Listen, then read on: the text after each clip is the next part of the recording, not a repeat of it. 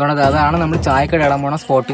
തോണ്ടേ ഇങ്ങനെ ഉണ്ടോ മീനെ? അത് ശരിയാണ് കേട്ടോ. ഇവിടെ ആളും പേരൊന്നും വരൂലല്ലോ. നമുക്ക് സമാധാനത്തിൽ ചായക്കട നടത്തി ജീവിച്ചു പോവാം. അവിടെ തന്നെ നമ്മൾ കട ഇടാൻ പോകുന്നത്. അളി ഒരു മിനിറ്റ് കോള് വരുന്നുണ്ടേ. പൂവിനെ പൂക്കൊക്കെ വിളിക്കുന്നു. ഹലോ ഹലോ ഇക്ക, ഒരു 10,000 അയച്ചു തരുമോ? എനിക്ക് ബസ്സിൽ കൂടെ കറങ്ങാൻ പോവാൻ. ഇല്ല ആകെ ഉള്ള 10,000 രൂപ ഞാൻ തട്ടുകട ഇടാൻ പോകുന്നു. ഇക്ക അയച്ചാ ഇക്ക. ഓ അയച്ചുതരാൻ പൂക്കൊക്കെ. താങ്ക് യു ഇക്ക, താങ്ക് യു.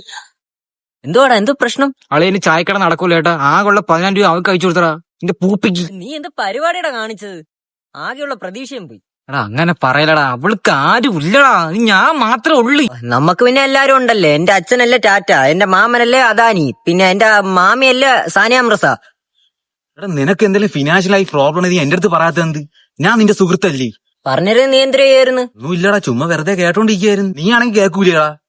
നീ സുഹൃത്തല്ലേടാ. ഇതിനകത്ത് ആ റമി എന്താണ് പ്രശ്നം? എന്താണ്? ഞാൻ പോലീസാണ് സാറേ. അവനടാ നീ. പൊന്നു സാറേ, എന്തൊരു സാറേ പ്രശ്നം? ഇവിടെ ഇതിൽ ആരുടെ മുഹമ്മദ് ഖാൻ? ഇവനാണ് മുഹമ്മദ് ഖാൻ. എന്നാ ഇതിലാറാ ദിവാകരൻ മകൻ വിജിത്ത്? ഇവനാണ് അവൻ. എന്നാ നീ ഒന്ന് ജീപ്പി കയറിക്കോ. എന്ത് സാറേ? നീ ഇന്നലെ കാണിക്കുവാൻ കയറി 10,000 മോട്ടി ചെല്ലടാ. ഇല്ല സാറേ, ഞാൻ എടുത്തില്ല. ജീപ്പി കയറാ.